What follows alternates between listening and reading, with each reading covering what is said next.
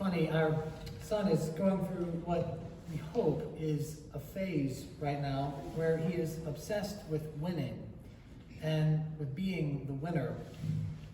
I have no idea where he got this from. It wasn't from me. Whether it was from friends in preschool or our nanny share or other kids on the playground. But right now he loves being the winner. I've watched him literally make up games around other kids, the rules to which only he knows, and then declare himself the winner. I win. I win. Already, at age 4, he knows that we live in a world that values winners, where it's best to come out on top. And that's true about our world, isn't it? We do value winners. We do live in a world that loves to win. Think about it. I mean, think about what film at the Oscars gets all the press. It's the one who gets Best Picture, right? Or think about what baker on the Great British Baking Show becomes famous and gets the book deal and the spin-off show. It's the winning baker. Or what Olympian gets the gold medal? It's the one who wins. Or think about what NFL team gets all the attention after the Super Bowl. It's the winning team. I know very little about football, but I can usually tell you who the winning team was. We love winners. We love winners. We love to be winners. And we love to be associated with winners. To be associated with people who have come out on top.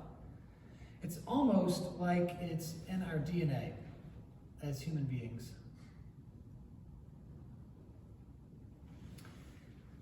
In a very dramatic way, our Palm Sunday Gospel reading that we heard and reenacted together at the very beginning of our liturgy this morning reminds us of this about ourselves. It's the story of Jesus' triumphal entry into Jerusalem. As we experience together when the people in the story first see Jesus riding into the city on the donkey, they greet him like he's a king. Indeed, some of the people may have assumed he was a king, the king they had been waiting for, the Messiah who had come and who would victoriously overthrow the oppressive Romans and, at last, sit on the throne of David. And so, assuming this is who Jesus might be, they treat him like a champion. They throw their cloaks on the pathways before him, and they wave their palm branches together as we did. And they shout, "Hosanna, Hosanna, blessed is the one who comes in the name of the Lord." They roll out the red carpet because that's the way you treat a winner, isn't it?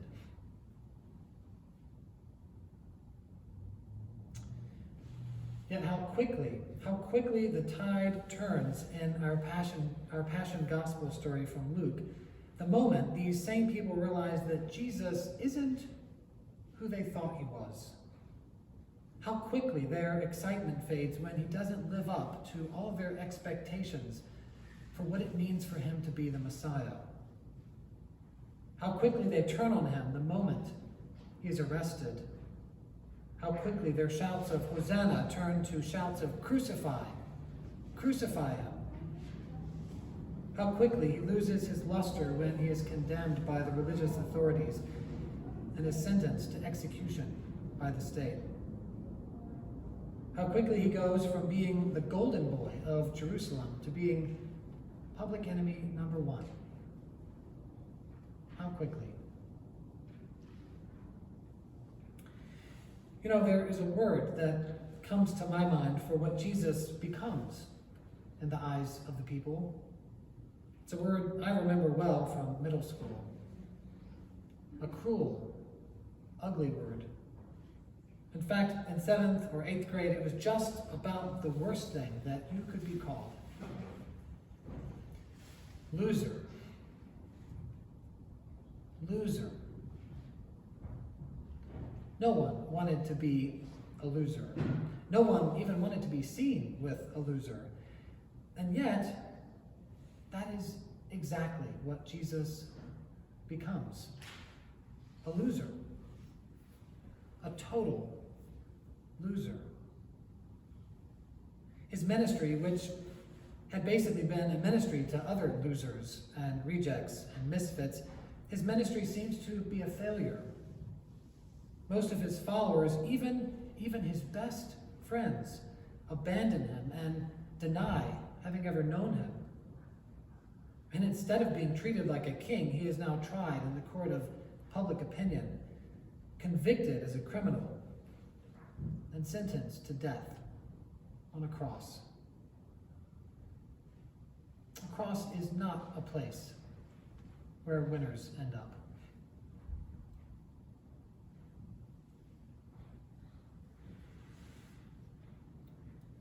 Palm Sunday, and indeed these coming days of Holy Week, invite us, I hope challenge us to wrestle with these things, to wrestle with what it means for us as Christians to place our faith in someone who was a loser,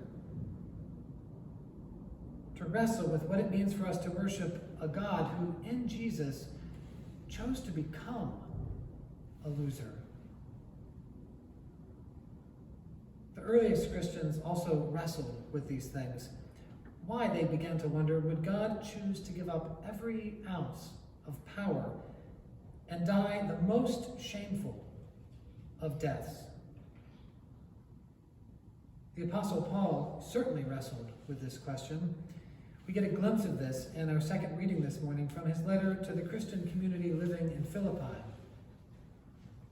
In Jesus, Paul wrote, God humbled himself, taking on the form of a slave, being born in human likeness, humbling himself and becoming obedient to the point of death, even death on a cross.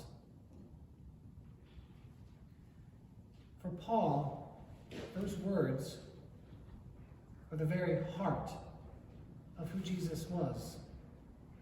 And he wanted to make sure that those who professed to follow Jesus knew this about Jesus too. That in Jesus, God chose to become a slave, as so many people have been and are enslaved.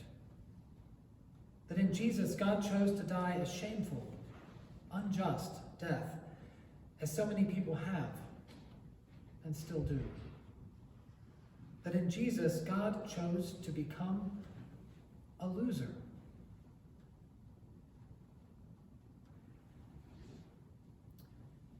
Palm Sunday and Holy Week invite us to remember this about Jesus too. This is probably not easy for many of us to do, to confront this part of Jesus. There is a reason why churches are filled on Easter Sunday and not on Good Friday. It's so much easier to confront the Jesus of Easter than it is the Jesus of Good Friday. So much easier to confront the Jesus who is triumphant, than the Jesus who is a winner, than the Jesus who goes to the cross and loses out. And yet, unless we do go there, unless we are willing to confront the Jesus of the cross, we can't really understand him. Because the truth is, if we just skip ahead to the Jesus of Easter, the winner Jesus, then we don't really know him. The truth is, if we can't be with him there at the cross, then we can't fully know him.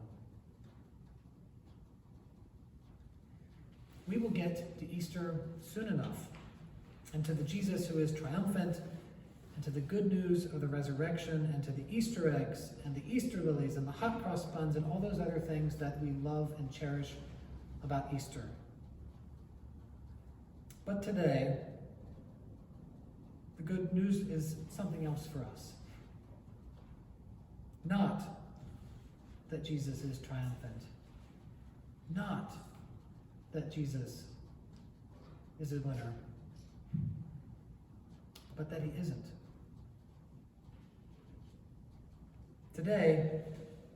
Palm Sunday and throughout these coming days of Holy Week, the good news for us is actually that Jesus is a loser.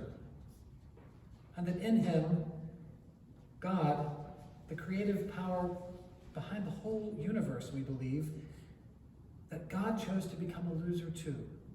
Chose to stand with all losers everywhere. With all who have lost out. With all who have been turned on or betrayed or rejected or condemned or crucified on one of the many crosses that still exist in our world today. Not just 2,000 years ago in ancient Palestine, but today, tomorrow, and always.